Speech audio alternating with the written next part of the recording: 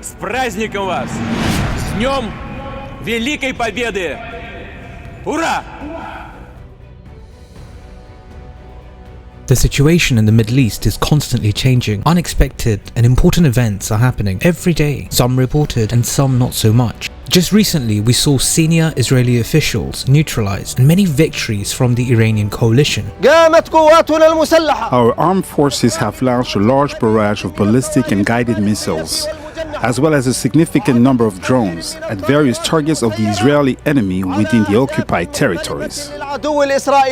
Something I didn't expect to happen was Russia condemning Israel, and it's happening. Russian foreign minister warned Israel that it's unacceptable to extend the war to Syria and other Arab countries because it appears that's what Israel wants. It wants to engulf the entire region in war, get American boots on the ground and fleece America for all the American tax dollars. What we're witnessing in Palestine isn't just about Israel and Palestine, but the entire Middle East will have to be involved at some point, whether they like it or not. Whilst Saudi Arabia is belly dancing with concerts in Riyadh, a time will come when they'll have to seriously choose sides. And this goes for Russia too, the world's second largest military power. Recently, we saw Russian Foreign Minister Sergei Lavrov and his Syrian counterpart in a conversation say that Israeli strikes will become particularly frequent due to rising tensions in the Gaza Strip. And since Hamas's special operations on Israel, Israeli forces have carried out at least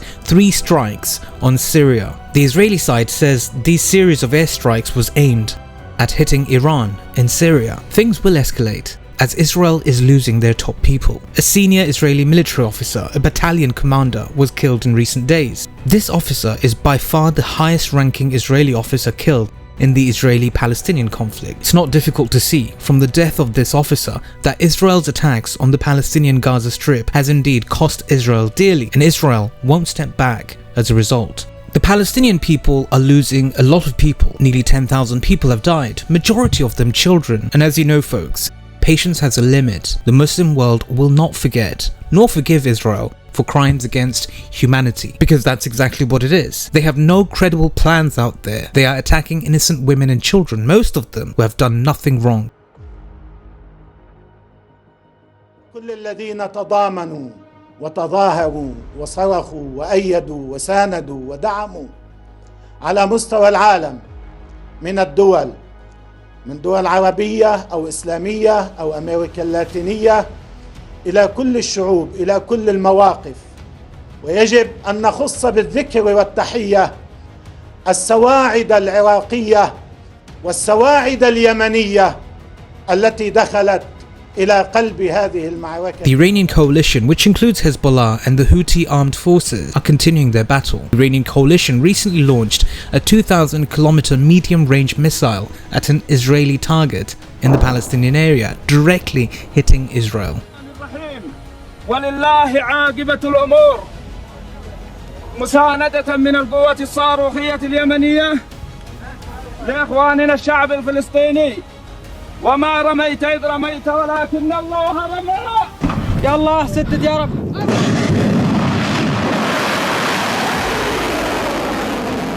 Judging from the current war situation, the Iranian coalition will launch new offensives in the near future, forcing the Israeli army to withdraw from the Gaza Strip. If Israel doesn't retreat, the number of Israeli casualties will continue to rise, and it's going to be difficult for Netanyahu to justify this criminal war. Prophecy: will Russia, Iran and Turkey pull their regular army directly into the battlefield? The possibility of Russia's entry into the war is there. Lavrov has already warned about it. But in what way will Russia enter the war? That's a big question, because Russia won't pull its regular army directly into the battlefield, but it will send Chechen troops to the Middle East in order to participate in the battle.